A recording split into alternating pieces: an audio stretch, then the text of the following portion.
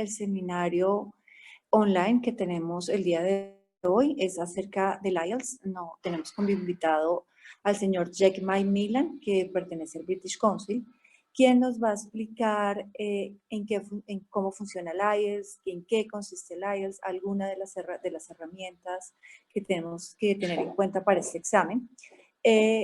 Este taller lo que busca es darles a ustedes un abrebocas de lo que es el examen. Muchos de los que están acá están aplicando con nosotros a programas de maestría y parte de lo que les angustia en ese proceso es pasar este examen y saber cómo funciona. Entonces, digamos que lo que buscamos es que ustedes tengan aquí un conocimiento más a fondo del examen, que sepan que aunque es algo un poco difícil, es algo que todos tenemos que hacer y que podemos lograr. Le doy la bienvenida a Jake, quien nos va a hablar, como les digo, de todo lo que tenemos que tener en cuenta, desde cómo funciona el examen hasta cómo registrarnos y cómo son los puntajes. Bienvenido, Jake. Perfect. Thank you very much, Gilad. Good evening, everyone. Thank you for finding the time to join us today in your busy schedules.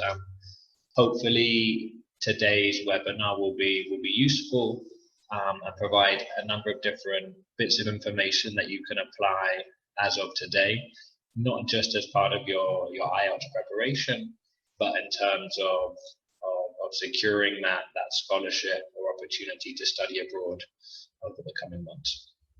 So for those of you that haven't used Zoom before, so this platform that we're using, there is an option, a functionality for Q&A, so questions and answers. If during the conversation you have any questions or something wasn't clear, feel free to type an answer, and I'll either touch on that straight away, or we could do a space for questions at the end.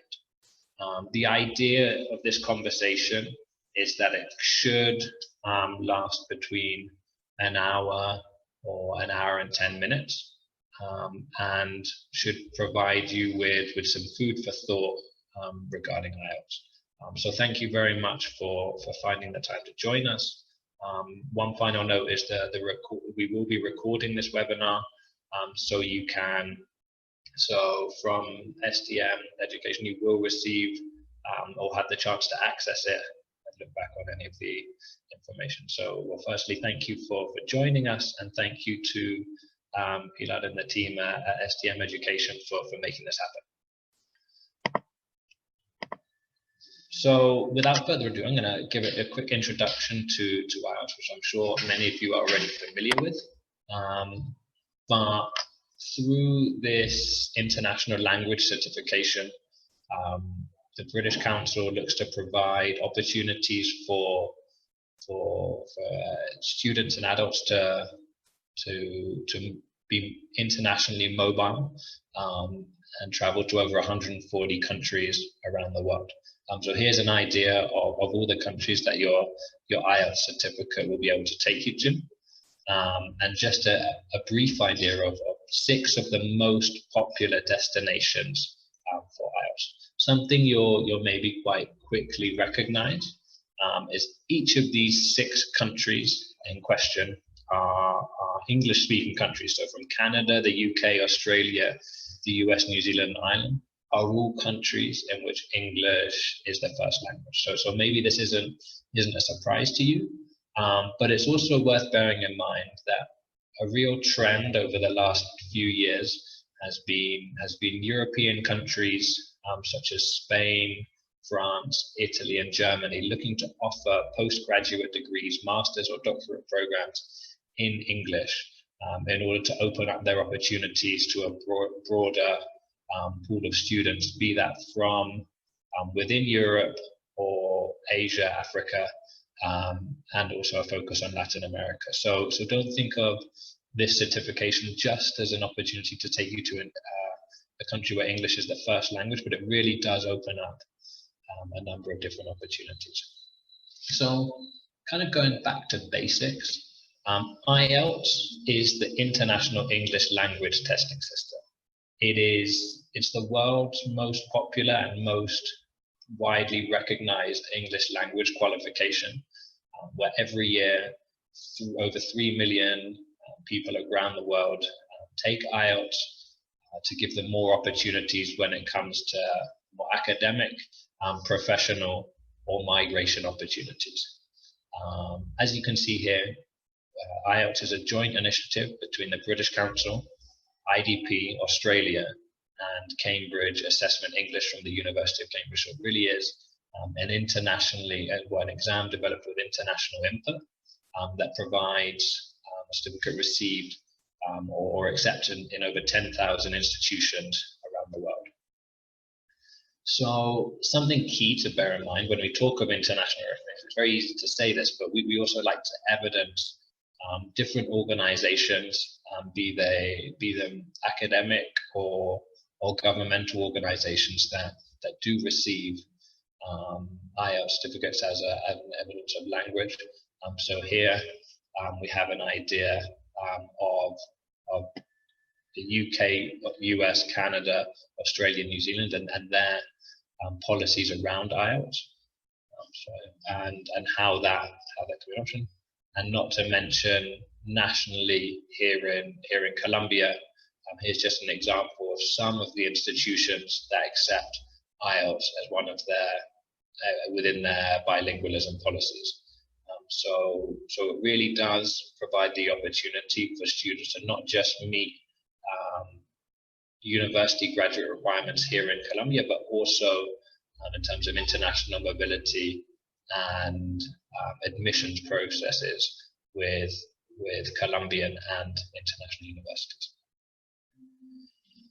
So one thing I wanted to kind of highlight from the beginning, or debunk a myth around international language certification, is something that people often say is relating IELTS just with the UK. So one of our biggest campaigns or announcements is awareness of the recognition that it has with US universities around undergraduate or postgraduate programs. So at the beginning of the webinar, I mentioned there are 10,000 organizations or 10,000 institutions that accept IELTS as an English language qualification. And here you can see that over a third of those institutions are in the US. So it's something definitely to bear in mind when making a decision about which qualification to take.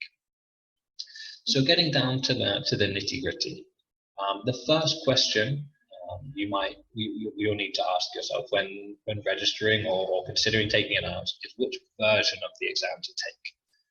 IELTS offers two options or two versions of the exam depending on your context, whether it's IELTS academic or IELTS general training.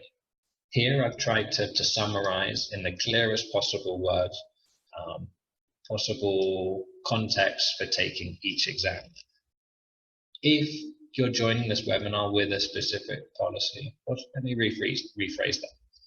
It's unfortunately not the British Council, IDP Australia, or Cambridge Assessment English that set university admission requirements. Each university or institution is autonomous to select their requirements. So we always recommend that you take 5 or 10 minutes to consult on the website, be that the University of Melbourne, be that a university in California, the UK or France, just to check what their English language requirements are and whether they explicitly request either IELTS academic or IELTS general training. So as an idea here, as a general rule of thumb, if you're looking to study a postgraduate program overseas, my recommendation would always be to look at taking the IELTS academic exam, as it will provide, as it's the most likely to be accepted by universities or higher education institutes as part of the admissions process. So I can just see a quick question that's come through. Are we going to be sending the recorded conference to our emails? I believe that is the idea. I'll be sharing the recording with Pilar at STM. and that should be then distributed to each and every one of you. Okay, so just an idea of the test format or the structure of the exam. All students or individuals registered in the exam will take the same version of the listening and speaking exam. So the listening exam takes about 30 minutes and is a series of 4 different recordings, whilst the speaking exam is a one-on-one, face-to-face interview with one student and one examiner from the British Council. Just to underline, that does happen face-to-face.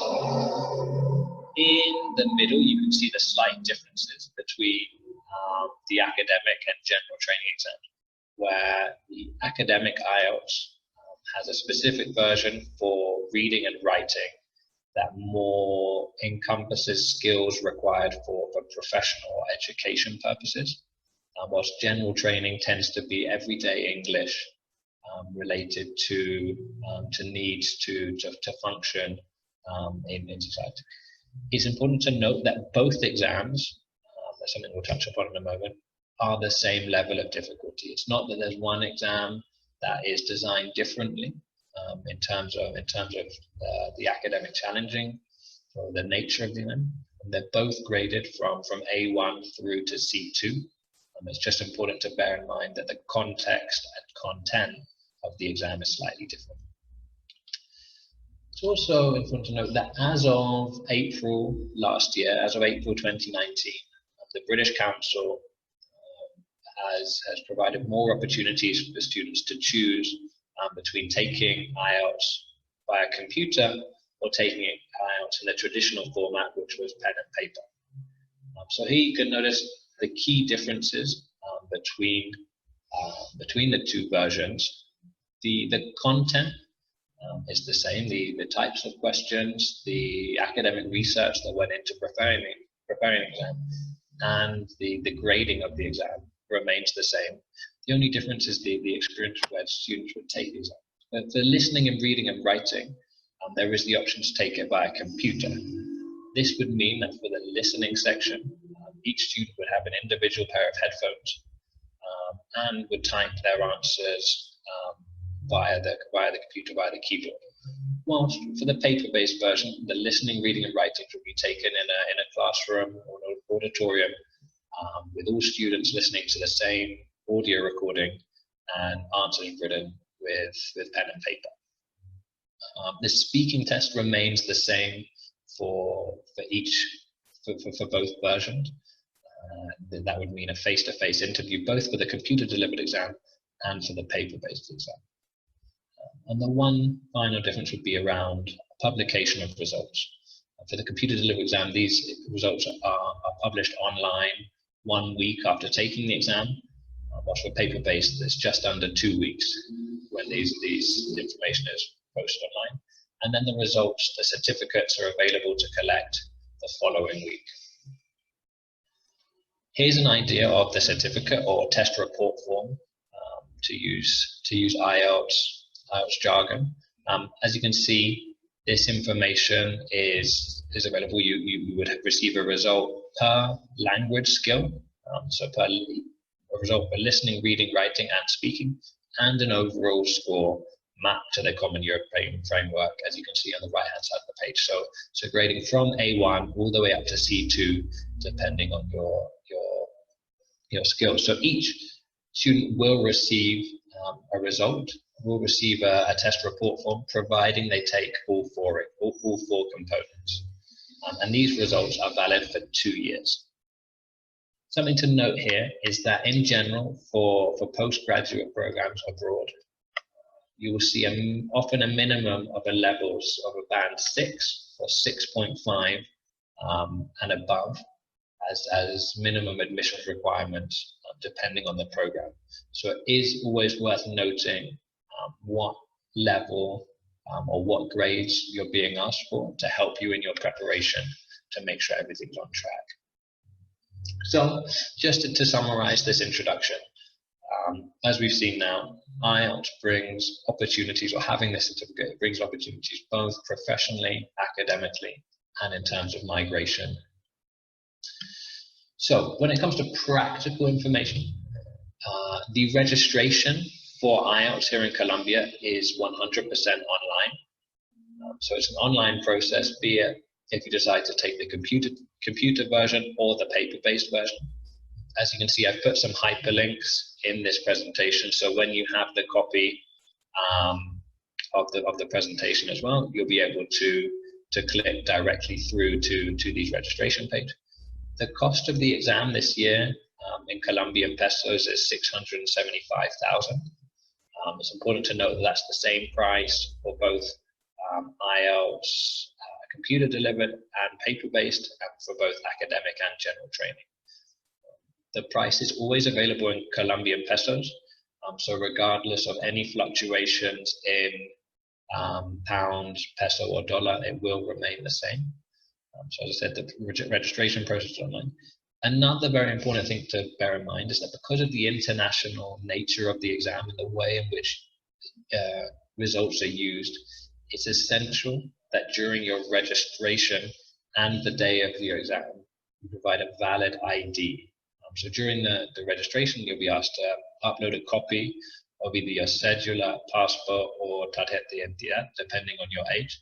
And then the day of your exam, you'll be asked to show the original version of that original document used in the registration. So it really is essential that you make sure that your cédula, passport, or tarjeta de identidad is valid or not expired during the registration and the day of your exam. In terms of locations, we offer the exam, I think, in over 9 or 10 cities here in Colombia, with regular dates according to the demand in each city. I'm under the impression that the majority of people joining us tonight on the webinar are based here in Bogota. So just a little bit of information around computer delivered and paper-based sessions. So for the paper-based version, we offer 2 sessions per month in Chapinero, close to just off Calle 74. So that's 2 sessions per month. What's the computer delivered IELTS? We're able to offer up to 5 sessions per week. So you can notice that immediately there's a lot more possibilities for the computer delivered session. We're trying to increase our geographical reach of the exam. So we currently offer the exam, the computer delivered version, at the British Council main office, just off Parque 93. Also in a partnership with Universidad External, and in partnership with the Centro Colombo-Americano, located just off Calle 100. Dates are also available in other cities, and it's worth consulting on the British Council website, or feel free to get in touch with me by email. I'll be sharing my email at the end of this conversation, or with STM Education to provide more information.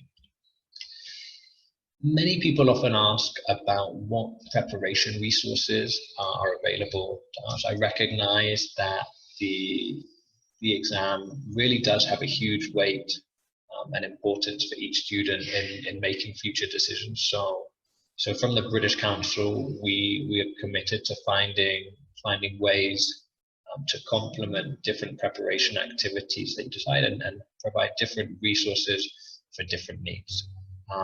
So I'm going to initially touch on a couple of free resources that we have available. In the top left-hand corner, you'll notice some mobile apps. The British Council currently has 3 apps available from the Apple Store or from the Google Store to download to help in your preparation for the exam. So they offer different questions, vocabulary building activities, and past papers to support your whether it's between classes, on the bus, or however you choose to engage with your apps. There's also the Road to IELTS, which is a free resource that the British Council provides as added value for all students that register in IELTS with the British Council. And I'll touch on that shortly in the conversation. And then finally, information on online courses that we offer via the Future Learn platform. As you can see here mentioned as a free online MOOC, a massive open online course. I'm a huge fan of FutureLearn. FutureLearn is a portal or platform similar to Coursera, where a number of institutions design and upload online courses that are available for students to join around the world. And the British Council, in line with this, has created a number of different programs ranging from studies of Shakespeare and his English works, UK culture. There's even information about there's a course about preparing to study in the UK, so adapting to the UK system of education and also culture in general. And I'm mentioning it specifically today around the idea of IELTS because we offer 4 courses, 1 per language skill. So these are free online courses for IELTS speaking, writing, reading, or listening. So those 3 resources are completely free, but depending on your needs, you may also decide to take other opportunities such as face-to-face preparation courses. In Bogota, there's a number of different options. I think there's countless options to prepare for the exam, but it's worth getting in touch with Pilar, Claudia, and the SDM team to see some of the special benefits for studying in British Council preparation courses that you will receive as an SDM, as someone working with SDM. And finally, there's the opportunity to purchase official materials either online or in bookshops across Colombia to help complement your studies.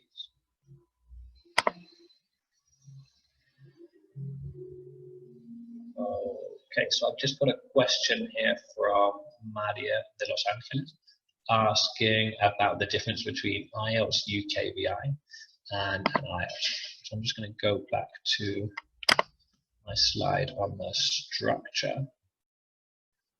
So in April 2015, the UK government decided to, asked the IELTS partners to develop an additional version of IELTS called the IELTS UKVI, the IELTS UK Visas and Immigration Exam.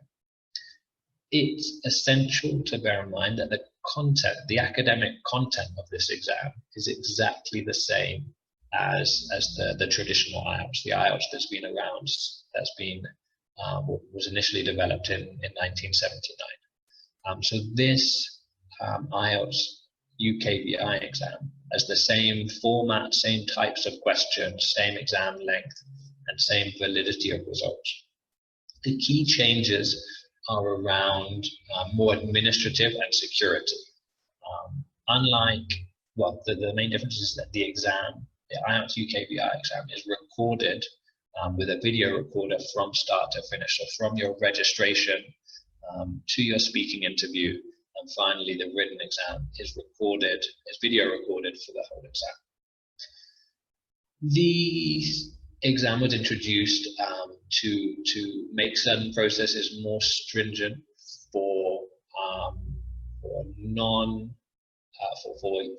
UK educational organizations that are not registered on certain UK databases. So it's worth consulting directly with the university that you're applying to, directly and asking them whether they require students to take IELTS or IELTS UKVI. So the exam, it is the universities that would define this. What I'm going to do is share after this conversation also, along with the PowerPoint and the video recording, a resource that can help you define which exam is most appropriate for you. And we've got a question from Anna Maria. Do universities accept computer-based IELTS? Yes, they do indeed accept computer-based IELTS. The exam, the design and validity of the results is exactly the same. So both the computer-delivered and paper-based results are equally valid and accepted by universities here in Colombia and by migration authorities and universities around the world. So it really is a matter of yourselves as students, depending on your preferences, as to which exam you decide to take. In terms of free preparation materials, I'm just sharing a link here on the screen to the British Council Global website, where you can see a number of additional resources that will help you prepare for the exam, including free practice tests, and possibly the most useful resource, as far as I'm concerned, is the opportunity to practice on the software used in the IELTS computer version. So you can understand, you really get a feel for what the software looks like, the different types of questions, whether they're drop-down menus, drag and drop, sorry. So you know what to expect that day, on the day of the exam. It really helps to sort of ease nerves and anxiety if you know what to expect. Just before I come to the close of this section, I wanted to mention 2 funding opportunities that are available with the British Council. On the left-hand side of the screen, you can see the Global Study Awards. This is a pro-initiative run globally between the British Council, the International Student Identity Card, and the Study Portal, where 3 students globally, sorry, let me just rephrase that. Each people taking the IELTS exam with the British Council are valid to submit an application to become part of this program and have the opportunity to win up to £10,000 in funding towards further education. It's important to note that with the Global Study Awards, the British Council offers 3 scholarships globally for this program. On the right-hand side of the screen, you can see that IELTS prize. This is another funding opportunity provided by the British Council for students looking to continue their education, continue their postgraduate studies. And it was recently, just before Christmas, launched in Colombia, where students taking IELTS with the British Council between November 2019 and the 29th of February 2020, so up until the end of this month, students taking the exam in Colombia would have the opportunity to win one of 10 scholarships for £3,000 to continue studying. It's important to note that those 10 scholarships are available specifically for students in Colombia. So I really would, if you're planning to take the exam this month, take the opportunity to click on the hyperlink here to the IELTS prize page to learn more about the process for submitting an application and taking the exam.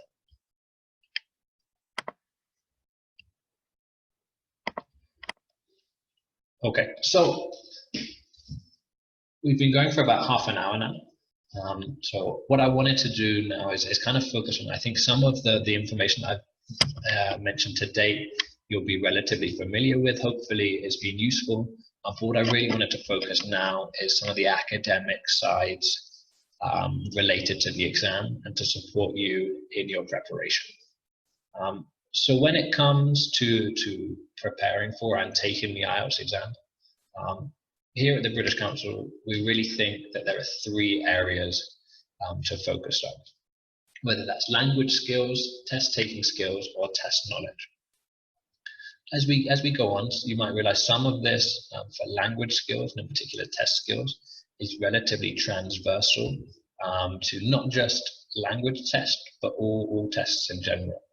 Different things to help you both physically, mentally, be in the right frame of mind to be taking the exam.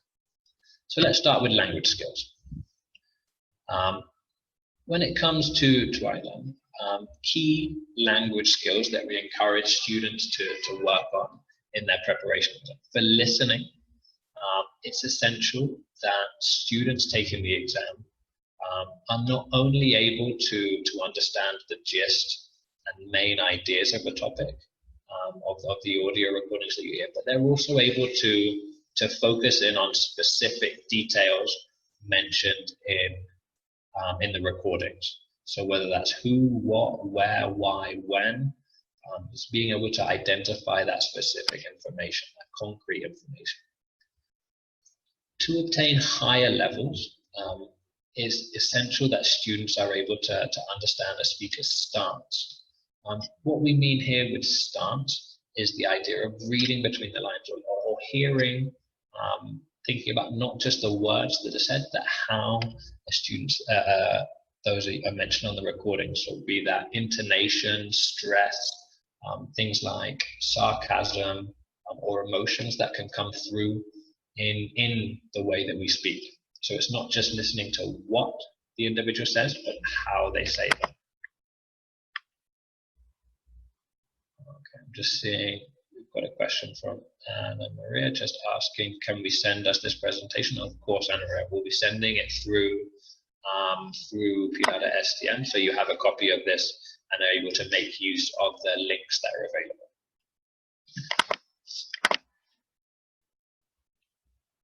When it comes to reading,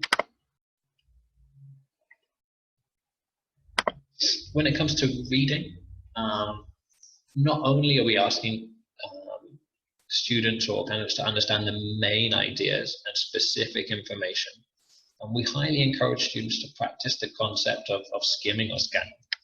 Something I always tell students or people interested in taking them is that I love reading. I read to relax. I read to unwind at the end of the day. I read when I'm on holiday. But the IELTS or any exam, that's not the context. The purpose of this is to be efficient and effective with our time. So we need to develop reading skills that allow us to understand, to recognize, and to extract specific information. So the concept of skimming is giving an initial read to take in information about the organization of the text, possible titles, paragraphs, conclusions, to just get that general feeling for what the information is about. While scanning is a reading technique to isolate or locate key information depending on the question. So if you're looking for questions related to when, it's that specific idea of being able to locate dates, times, or months to help you answer that question. And again, you see this for higher level students, it's about understanding opinion. It's being able to read between the lines to see not just what the words are, but how they're used in context. When it comes to the productive skills, writing, your writing is graded on 4 criteria. Task achievement is very simply, did you answer the question? The question asks you, do you agree or disagree? Did you take a side and maintain that through the answer? When it comes to cohesion and coherence, it's about having your information linked and flowing together. Is it organized in the correct manner? Does it follow a typical structure of introduction, text, supporting arguments, and a conclusion? Grammar range and accuracy is, are you using more complex sentence structures? Are you using linking words?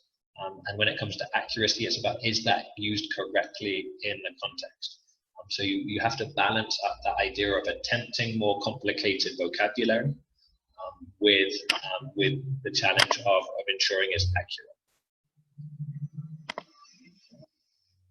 Another question coming. Okay, and so Maria's just asked about vocabulary in the writing. So here, this last mentioned lexical resource, it always brings a smile to my face when I see it, because it's very technical jargon for vocabulary. Lexical resource is another way of saying vocabulary. So are the words and phrases that you use, are they specifically related to the topic? Do you have sufficient or broad enough vocabulary to refer to the topic in question? When it comes to speaking, you'll notice that it's rather similar, but there are 2 differences. So we have lexical resource and grammatical range and accuracy, so grammar and vocabulary. When it comes to fluency and coherence, fluency is about control. It's about being in control of your language, and the speed and rhythm that you speak at. Fluency is not about speaking 100 miles an hour. Fluency is not about speaking impeccable native level English. It's about maintaining, with respecting clear grammatical and language and lexical rules. And another thing to note is pronunciation. It states here clearly pronunciation. It doesn't say anything about accent. Accent is something that we all have. Accent is something unique to each person. And when it comes to an international language test like IELTS, it accepts a number of different accents, be they British English, American English, Australian English, or even Paisa or Bogotano English. It's about pronunciation. Means, are you pronouncing, are you saying the words according to technical and phonetical structures? Are you putting the stress and emphasis in the right place and following lexical words? So please don't panic about your accent. Please try to speak in a composed, natural rhythm and feel confident. For me, confidence should be can really make the difference into gaining those higher skills. So how do these link together, or what recommendations can we have? This I'm not going to say, I'm not going to mention things that are going to change your lives, but when it comes to reading, it's about frequently having a routine based around reading. And it's not just reading the same content, it's looking for new sources of information, looking for beyond your daily routine. If we're looking to study the IELTS academic, we need to be familiar with different sources, be they economics, science, history, social sciences, and just being able to develop the skills to identify new vocabulary in context. You're not expected to know every word in the English language, but you're encouraged to develop different techniques that allow you to recognize that language based on the context. We recommend people to listen actively. What does listening actively mean? It's listening and questioning why certain things are said, whether that's idiomatic expressions, phrasal verbs, new vocabulary that you hear on your favorite podcast or when watching a TED talk, and thinking, how can you develop that into your vocabulary and when you produce in your reading and writing. When it comes to writing, it's about being aware of what mistakes you make. It's checking your work. It's trying to work without spell check on your word computer or when you're writing. It's building that into your practice, that when writing an essay, it also includes time to check, because checking and identifying errors and having error-free sentences can again be the difference between a band 6 or 7 or a B2 and C1 in your IELTS exam. And finally, as I mentioned, when it comes to speaking, it's about not being shy. When I first arrived here in Colombia, the Medellin mayor's office had a campaign around habla sin pena, the idea of really finding confidence to make mistakes, to practice, and to grow your language skills through that. And each of these skills will tie together and support your overall preparation, be it with your receptive skills, reading and listening, and your productive skills, writing and speaking. So moving on to the next session, I think the test skills is relatively generic and transversal to all exams. So I'm not going to spend too much time on this section. So when it comes to before the test, I don't need to tell you that you need to study. I don't need to suggest that you should train and practice to get ready for the exam. I think it is important, this idea of stamina and doing full drills or full practice tests. This is the idea that don't let your IELTS, the official exam date, be the first time that you take your reading, listening, and writing exams back to back or all together. You need to make sure you've practiced to maintain that level of concentration and stamina, both physically, whether you're typing or writing your answers, or psychologically by tuning in your brain for that period. So do take time to practice, work in groups, make the most of the community that you have at STM Education to find times to study together or to share problems, or ask for recommendations. That's what community is all about. And you have a great resource, not only through working with an organization like STM that is an expert in the topic of international studies, but also with your fellow students or friends that are going through the same situation. This sort of preparation allows you to try and do that penultimate concept of getting some rest. Easier said than done, I recognize that, but that correct preparation will allow you to rest prior to taking the exams. When it comes to the during, your actual test day, it's amazing how many students lose focus in their exam. For example, in the listening section, you only hear the recording once. So it's not unusual for me to be invigilating or observing an exam and seeing students staring off into space, looking out of the window, tying their shoelaces. This focus is essential. We have to get into that state of mind that we're able to stay concentrated and focused throughout the exam. After each test, many students tell me that one of their biggest challenges is the time that's available in the reading and writing test. So ensure through your practice that you have strategies that allow you to make the most of that time and not to run out of time as the test finishes. And possibly that last note about following instructions. I think this was advice my dad gave me when I was about 13 and starting to take important exams in the UK, similar to the series of Sawer and ICFES exams. He said, Jake, always read and follow the instructions. This can be the difference between 1 mark or 2 marks from not following those instructions. That can again be the difference between getting that B2 or C1 that you really need to study abroad. Okay. So now through language skills and test skills, we've seen information that's relatively generic to any language test or preparing for any assessment. But now we're going to really focus on IELTS. So just looking at the time, I can see it's about quarter to 7. So I'll try and take about 5 minutes or so per language skill, maybe 5 to 10 minutes per language skill, if you're happy to stay on the line for that. And hopefully this will be particularly useful for these. And again, please feel free to answer any questions via the chat or Q&A, and I hope I'll be able to answer them. So starting off with the listening section. The listening section is the first part of the exam you'll take on your when you're taking the listening, reading, and writing, which is all together. You'll first take the listening section, then the reading, followed by the writing. And your speaking exam could be on the day or prior to these exams. So the listening section is about 30 minutes. You'll hear 4 audios with 10 questions in each audio. So it's a total of 40 questions and a total of 40 marks available.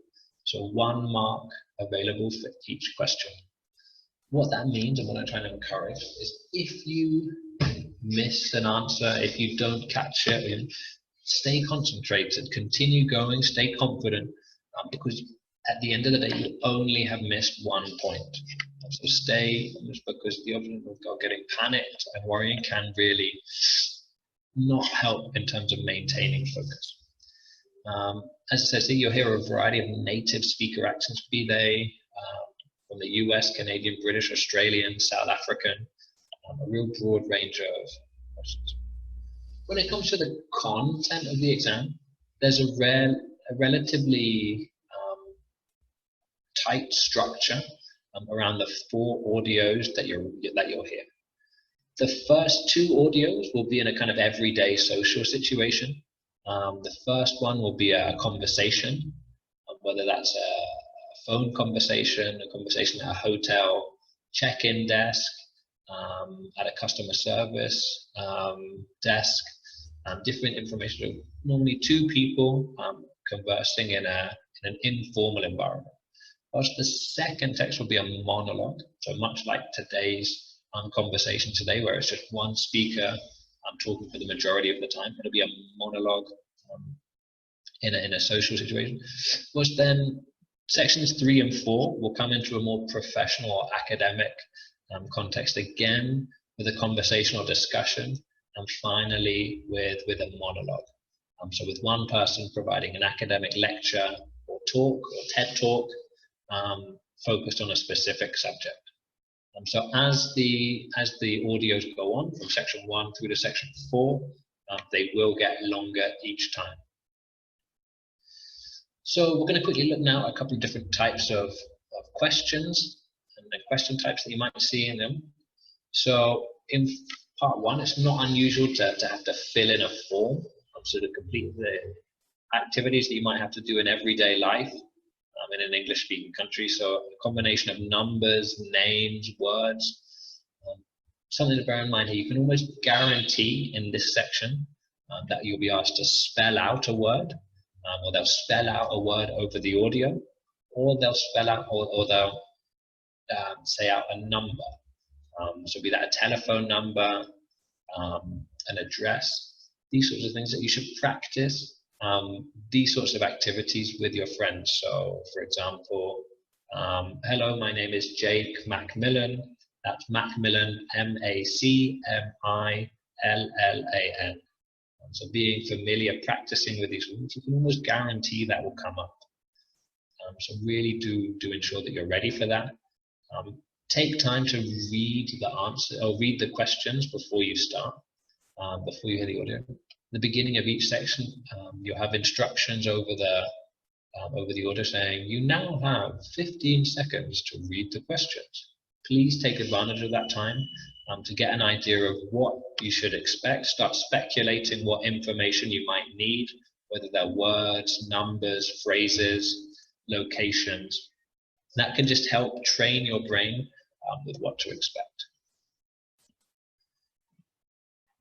You also get an idea around multiple choice. Again, not an uncommon test type of question. Multiple choice. Short answers. The key thing I wanted to share showing this question is these instructions here. Answer the questions below. Write no more than 3 words and or a number for each answer. So following the instructions, you must only write a maximum of 3 words. If you write 4 words, your answer will be incorrect.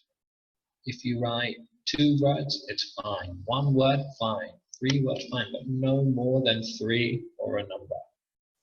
So reading through these ideas, let's trigger that first question. What 2 factors can make social contact in a foreign country difficult? These are probably the questions that you all might think of today as you're planning to study around the world. You can speculate different answers. Which types of community group does the speaker give examples? So different activities that you might see in the community. What might you expect to see there? Train your brain. And then when you see the answers or when you hear the answers, you'll realize that in this specific example, maybe you're not that far off. Another typical type of question to see in section 2 during the monologue is a tour. In this example, you're having a tour of the local library. So it's a tricky skill, whether in English or any other language, or whether it's your first language, to be able to follow this. My recommendation is to bear in mind that the questions or the answers will appear in the same order.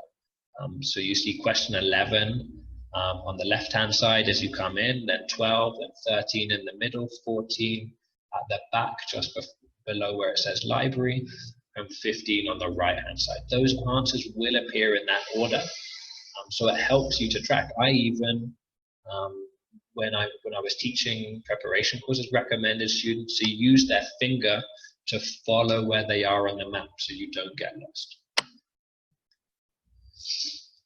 When it comes to question 3, here this type of answer is slightly different. If you can see that key instruction there, complete the sentences below. Write no more than 2 words. And when it comes to completing sentences, now we have to bear in mind that the information we use must be grammatically correct within this context. And it's a maximum of 2 words. So whilst our previous question was just using 1 word or just answering questions, now we're completing sentences. So a little bit more tricky. We also might have ideas where you need to match. So these statements, so match a certain statement to the particular topics. What does Jack tell his tutor about each of the following course option? So according to the content, you have to match A, B, and C to each one of those numbers. And bear in mind there it says in the middle, you may choose any letter more than once. So again, you can repeat the number of letters. So please take that time to read the instructions before starting. Here's another example of that type of question. And then finally, in the final section of the listening, you might see some of those types of questions that we've seen before. Form completion, short answers, sentence completion, matching, or map, diagram, or plan. In general, just as a summary, I've got some tips here for taking the exam, to bear in mind, to practice. And at the bottom of the page there, you can see information or a little technique that we recommend. You can see in the bottom right-hand corner, it says transfer your answers. That's an important thing to bear in mind. During the paper-based exam, you have 10 minutes at the end of the exam to transfer your rough notes to the answer sheet. So that's 10 minutes in the paper-based exam. On the computer-based exam, or the computer-delivered version, because you're typing the information directly onto the software, and thus through typing, the information is neater, and there's no opportunity for information to be scribbled out or be unclear. You will just have 2 minutes at the end of the exam to check your answers. So in the paper-based version, you transfer your answers to the answer sheet, but in the computer-delivered version, you input your information directly into that answer sheet. There is also a notepad function in the exam that allows you to type notes during the computer section or during the listening section, or take notes with your pen or with a pencil during the time, but you do have less time to transfer that information or include that information. So that's just a slight difference on the listening on the paper or the computer version. Okay, so moving on to reading. This again has 40 questions, and again, each question is only worth 1 mark. So there's a total of 1 hour. And just a quick information here about the difference between the academic and the general training reading. So it's in the academic versions, there are 3 long texts, and that could be around 700 words per text, coming from a variety of different sources, like journals, books, or newspapers. The general training tends to have content or information from everyday life, materials that you might come into contact with in native countries. So be that information from magazine, newspapers, where you can see it there on the screen, train schedules. So there's a slight difference between the academic and the general training. But in general, the question types remain the same. So here you'll be asked to use short answers, 1 word or 2 words, to complete a process. So you need to extract the key information from the text to complete a process. You'll need to answer information around true, false, or not given. This is a question type that many students say, Jake, it's very difficult, it's tricky. I always suggest people that here at the top of the page, it's giving you that definition of what true, false, or not given means. So for an answer to be true, I suggest students to literally with your pencil or using the exam, using the software, highlight or circle exactly the phrase or the words that say whether it agrees or contradicts with that information. If you cannot locate that specific bit of text where it either agrees or contradicts, then it must be not given. Really take that time to be able to prove to yourself that you can find that word, phrase, or opinion or tone from the writer, from the writer that gives that answer. Similar to in the listening, you might have information where you need to match. You need to match the letters with the numbers. So different information you might see from 5 advertisements with the sentences here with the numbers. You will also be asked to locate give titles to paragraphs. So here you'll have a list of headings for each paragraph, and you'll need to match the headings to the paragraphs where they appear. Here it's something to bear in mind that when we write an essay, we have an introduction. We have a thesis statement that states what the key point of each essay is talking about. It's not dissimilar in a paragraph. Each paragraph should have something called a topic sentence, which is that key sentence that shapes your writing. If you can locate those topic sentences, it can be much faster and easier to answer these questions relating to matching headings. And I'd recommend taking some time to Google topic sentence and matching headings to really give you advantages in this section. Matching features, multiple choice, and sentence completion is all things we've touched upon in the listening section. So I won't go into them in more detail. When it comes to reading, everyone has their own technique for reading. Everyone has their ideas of how they go about it, through skimming, scanning. Some students tell me, no, I like to always read the questions before reading the text. And others say, I have to read the text before reading the questions. There is no right or wrong answer. That depends completely on your skills and personality or learning style. And so please use whatever works for you. Practice and use the idea that works for you. What you might notice here is one of the penultimate information in the red box. That's POE. That's process of elimination. Find a way to discard or discount information that you know is incorrect, especially on multiple choice questions, because that will give your statistics or probability of answering the questions correctly much better. And off the record, this is very off the record, if you don't know, guess. IELTS does not grade does not grade negatively for incorrect answers. So you should try to answer every question. Try to answer it to the best of your ability with a hunch or a suspicion or speculating, because you will not, again, like I said, not be graded negatively for incorrect answers. Okay, so moving on to writing. The task 1, writing is a 1 hour, takes 1 hour, and is split into 2 questions, task 1 and task 2. For the academic side, you'll be asked to work with a process, pie chart, bar chart, to summarize specific information.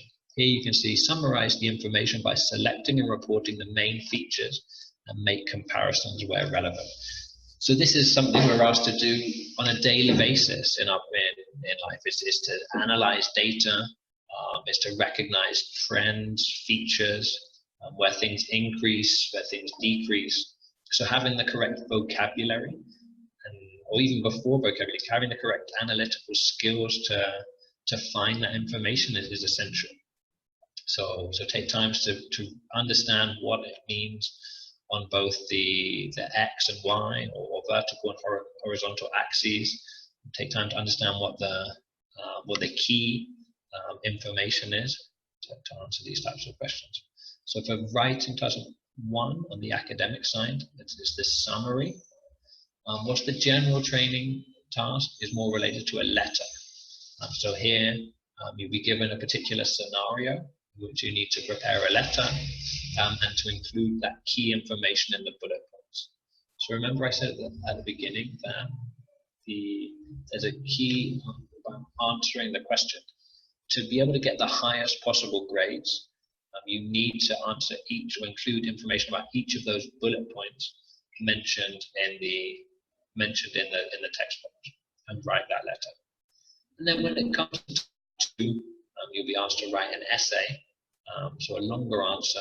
Here you can see it says write at least 250 words about this information. So remember, again, answering the question, the key thing is, to what extent do you agree or disagree? It's essential that you take a side, you answer the question, you use the opportunity to provide relevant examples or ideas that support your answer. So just some basic tips, maybe starting with the column on the right-hand side, general advice. You have 1 hour to answer the writing, be it academic or general training, but you're free to spend as much time on task 1 or task 2 as you like. But it's essential to bear in mind that task 2 has almost double the amount of marks as task 1. So really ensure you take time, or ensure that there is enough time to answer task 2 to the best of your ability. I even have some students that take task 2, they write the answer to task 2 before they start the answer to task 1. You're completely free to do that as long as it's clearly indicated in your answers. So to get highest grades, you need to use a range of vocabulary and sentence structures. You need to be using linking words to ensure the information comes together.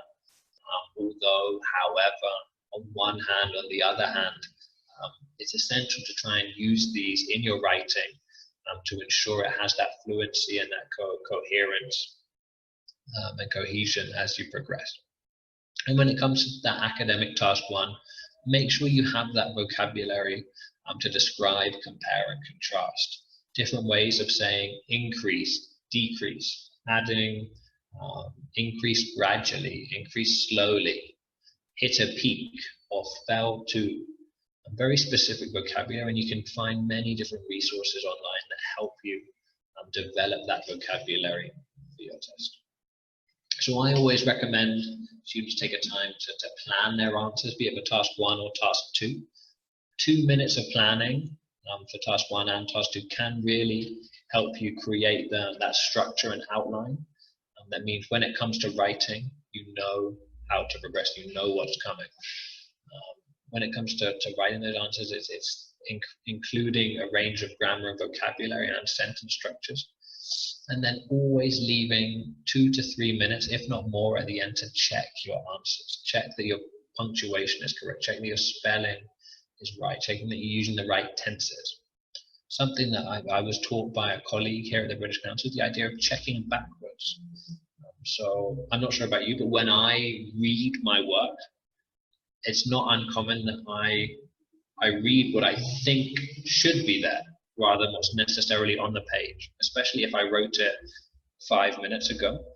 My brain expects what's there. So by checking backwards, you're specifically, rather than reading sentences or the broader picture, you're just looking word by word, which can really help you analyze possible mistakes around spelling or tense. Or grammar tense. So again, a couple of ideas linked to how to get the best possible grades, or how to think about each of the 4 grading criteria: task achievement, coherence and cohesion, lexical resource, and grammatical range and accuracy. And this link on the bottom could possibly be your best friend when it comes to writing and speaking. IELTS publishes a version of the grading criteria online, which means that you can see what you need to do to get a band 6 or a 7 or an 8 in reading and speaking, to really work around improving your reflecting on your current abilities now and what you need to improve on to get a higher grade. Okay, so we're just moving on to the last section, speaking. Speaking will be a one-on-one, face-to-face interview between 11 and 14 minutes, split into 3 parts. So 3 parts, which we'll look at now in a little bit more detail. Part 1, I like to think of this as a warm-up. It's your first contact, your first conversation with the examiner. and it will often talk about topics that you're familiar with. Here you're looking at accommodation and where you live. These are topics that you would have talked about in class as a student, maybe since primary school, secondary school, ideas that you might be familiar with. So it's kind of an area to increase your confidence, maybe use some more complex vocabulary. This part one will tend to be topics of general familiarity, holidays, free time. So really take the opportunity to build your confidence, use more complex answers. Don't just answer, hi, my name is Jake, I live in Medellin, I live in Bogota. Take the opportunity to provide more detail, more interesting topics, more interesting vocabulary that can really showcase your English skills. When it comes to part two, you'll be handed a card or a piece of paper with a specific scenario and asked to spend 1 minute preparing an answer. So you need to prepare information that you will then present to the examiner. So you'll have 1 minute to prepare an answer, including all of the topics on that task card, and you'll be asked to speak for between 1 and 2 minutes. So here, it's about using that time wisely to prepare your answer. So describe something you own, which is very important to you. It's important to be instinctive. Choose something, choose anything, and stick to that. And think of a story for where you got it, how long you've had it for, and what you use it for, why it's important for you. So you can see on that card, you're asked to do 5 things. Describe something, say where you got it from, how long you have had it, what you use it for, and why it's important. So you're asked to speak for 2 minutes. There are 5 topics. So you're asked to speak for about 20 seconds, 25 seconds per topic. So with practice and preparation, you can really build these skills. You can think of another example. Tell me about a holiday, or tell me about the last holiday you went on. Where did you go? How long did you go for? Who did you go with? And would you recommend that destination?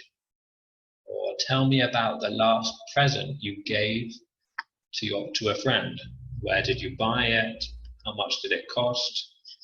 These sorts of ideas. Something you can practice very easily with friends or on your own. And it's about having those skills to speak spontaneously about any topic. Again, when you're studying abroad, be it in class or outside of class, you need to have the skills to talk spontaneously and for a longer period of time. So 1 to 2 minutes, this will take practice. The final section, part 3, tends to be a conversation or discussion developed on the previous topic. So in this example, we're talking about something you own that is very important to you. And the two-way discussion talks about how people's values have changed. So these topics tend to be a little bit more abstract. They tend to be a little bit more, they make you think. And it's not uncommon to see a comparison between the past and the present, and a speculation between the present and the future. So have things changed since your parents' time? Or what do you think will change in the next 10 to 15 years? So some people say this is challenging even in their first language. Even when speaking in Spanish or French, this will be tricky. So again, it's about thinking a little bit more deeply, about thinking of ways to support your argument or justify what you're saying through examples, statistics, and these sorts of information. When it comes to tips, it's about trying to remember that this is a conversation. This is a conversation between you as a student or candidate and the examiner. So try to remain relaxed and natural. Think of it as you would interact with someone you just met, or a student or teacher. I think the key topic that I try and focus on here, I'm not sure if you can see my mouse, is the idea of it's not you as an individual are not tested on what you say, but how you say it. So this comes back to the writing and the speaking. You're not going to be judged on your opinions or on your content or what you say, but you are being evaluated in your language skills to support that. to express that. So giving examples, statistics, information. These can be made up, these can be created. When you're talking about describe something you own, which is very important to you, you can say, I own a castle, or I own 3 cats, or a dragon. What you say is less important. It's the way, the vocabulary that you use to say that, to support that, and to give detail to that answer. So feel free to be creative, as long as it fits in the context. But be instinctive. Use something. Spend a very short amount of time deciding what you're going to talk about, but spend more time thinking about how you're going to support the idea of that opinion. Okay, so just coming to a close. An idea about common mistakes when it comes to the test. Something, again, you probably would have been told by teachers for as long as you can remember. It's all about quality, not quantity. In the writing section, as long as you're meeting the minimum number of words that it asks, that's the key point. In the speaking, in the listening and reading sections, remember to follow the instructions when it comes to the number of words you're allowed to use. For writing and speaking, it's about staying on topic, ensuring all the information or that you're producing in the exam remains relevant to the question that you were asked. Here's a key topic that our examiners, whether they're speaking or writing exams, these speaking and writing exams are always graded by human beings, are trained to detect information that is memorized. So specific sentences or phrases. So try to maintain a natural and spontaneous way of speaking. Remember the information that we mentioned about accent compared to pronunciation, and think about how to join your answers together through linking words like therefore, although, however, etc. On the day of the test, very simple, remember to be punctual. You must arrive at the time that you receive in your citación, or even before, to ensure that you're ready on time. You cannot take a mobile phone into the auditorium or the computer lab. We recommend bringing, especially for the paper-based exam, at least 2 sharp pencils. For the computer-delivered exam, you can also take in a pencil to write notes on paper provided by the British Council, or you can write notes specifically onto or type notes specifically onto the software developed for the exam. You must bring the ID that you used when registering for the test on the day of the exam. If you don't bring that ID, you will not be able to take the exam. You will not be able to take the exam, and the British Council will not provide a refund. That's very clear, that this information is shared at a number of stages, and because of the nature of and the importance of these results and the level of security that we must guarantee at every session around the world, having an original and valid source of ID is essential. So finally, on this page, you'll be able to access some links to preparation platforms or ideas or practice tests that could be useful for you when preparing for the exam. So again, when you receive this presentation, this will all hopefully be very useful. And that's it. That's me speaking for a little bit longer than I had in mind, 1 hour and 20 minutes. So thank you for your patience. Thank you for taking the time to join today. I'm sharing my email on the screen there in case you want to get in touch at any point. And different information on social media channels where regular content, videos, questions is published on a weekly basis that could be useful. And I now open the space for any questions that you might have. So I've just seen a question come in here about preparation courses. So the British Council offers a number of face-to-face courses involved at our four premises. I think IELTS courses are most commonly delivered either at our premises in Salitre or in Parque 93, both in morning during the day and in the evening. So they're courses that can be semi-intensive. They normally last about 36 to 40 hours each course. And as I mentioned, it's worth getting in touch with STM and Pilar about discounts that are available for STM students that study in certain IELTS preparation courses with the British Council. So with regards to prices, with the discount, I don't have that information on the price off the top of my head. I'll share a link to the information about the preparation courses in my follow-up to this conversation. And Catalina, you're asking about sending us the presentation. Of course, yeah, I know it's very important to have this presentation to be able to access all these links. So again, I'll send through the information of the recording of this PowerPoint presentation, a link to the preparation courses, and a resource to help you decide between taking IELTS or IELTS UKVI. Are there any other questions that anyone might have before we finish?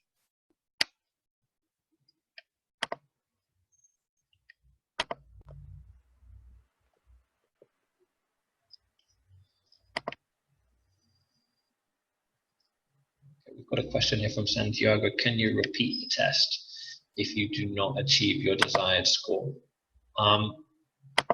In the worst case scenario, that you don't achieve the score that you're looking for, you are able to repeat the test. You are able to register and repeat the test. In fact, as one of someone I met once at a language institute told me, Jake, the IELTS test is great because you can keep taking it for as much budget as you have. But considering the price of the exam, it's not something that you want to keep repeating. It's not something that anyone has the budget to keep repeating. So I recommend taking time to prepare, to study the types of questions, to practice with friends that you have to ensure that you're in the best preparation to take the exam. Here we've got the writing part is something I'd really like to know more tips about. Could you be more specific about what sort of tips or information you might be looking for? Ideas that come particularly to mind would be taking time to look at the IELTS writing grading criteria that is available, because it does show what sort of answer you need to prepare. So whether that's basic ideas of having an introduction, main text, and conclusion. Last time I studied that information, in order to get over a 6, you must have a conclusion. That might sound basic, and that might sound something you've practiced for a long time, but it's essential to bear in mind the conclusion obviously is the last thing you write, so you need to have that time to include that information. If necessary, include a line between each of your paragraphs to show that to show clearly to the examiner how that information, how your introduction is different to paragraph 1, different to paragraph 2, different to your conclusion. Ensure that you're using vocabulary relevant to the text. Through studying beforehand, you can broaden your vocabulary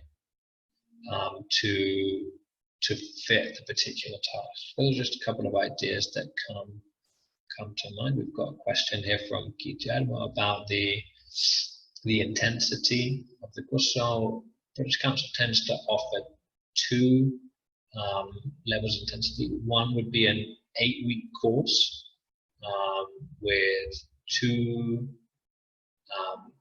2-hour classes a week. So that'd be an 8-week course with 4 hours of study per week, or a more intensive course, which would be 4 classes per week in a period of 4 weeks.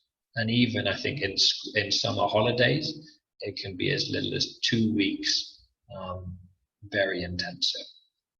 Again, that depends on when you need the results for, what your preparation is. But I would always recommend trying to have time between hearing or receiving the theory in class and having time to practice outside of class. So taking your time to prepare that.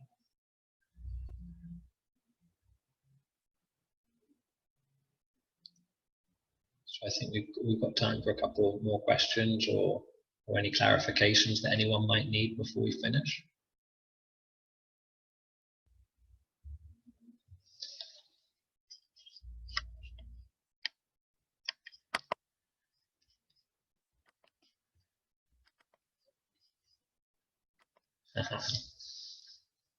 Santiago's asking the question, why would you recommend IELTS instead of TOEFL? You'd be amazed that I get asked this question almost every day. And it probably comes down to a couple of different points. For me, it's what support you can get before, during, and after the exam when it comes to IELTS in terms of preparation, resources, free resources that help orientate you for the exam and understand the types of questions and tips for answering. And even after the exam, when it comes to the recognition of your results around the world. So the recognition of your IELTS results across the world is huge.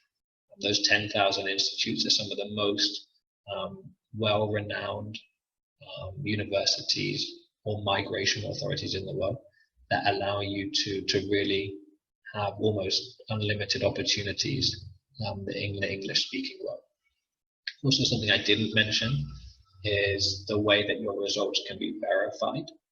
So as a student living in Colombia, maybe you'll be looking to study in European or North American countries where sending test scores and all the processes that the costs quickly add up, all the information that you'll need to courier via DHL, UPS, the costs really add up. IELTS offers the ability to send your digital results to up to 5 universities completely free of charge. So that's one less thing to worry about, is ensuring your results are verified globally by those universities. And the final thing, possibly the topic that most differentiates IELTS from TOEFL, is the way in which you'll take that speaking exam. Your speaking exam will be taken face to face with a human being, taken with a human in that, a human examiner that most reflects English in the 21st century, and English that you'll be required to do at university. So those are a couple of ideas. It's important to bear in mind that IELTS and TOEFL, especially TOEFL IBT, are the 2 most broadly or worldly recognized exams in English. So I, working for the British Council, will always recommend the IELTS in terms of recognition, preparation activities, that speaking interview, and what you can do with your results after you take it.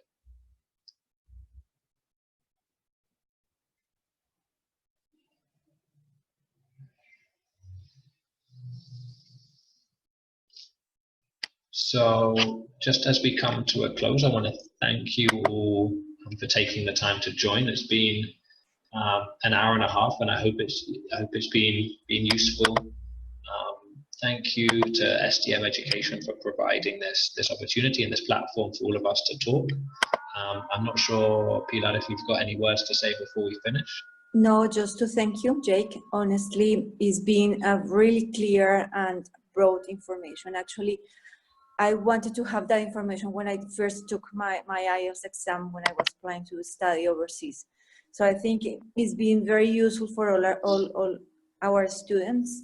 And I think you find the tips that Jake gave us important, that you have paid attention to them, and that this helped you to have a really good exam in the future.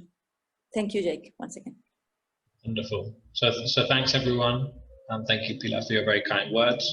Have a wonderful evening, and yeah, feel free to get in touch via email if you have any questions directly. All the best. Take care. Bye bye. Bye bye.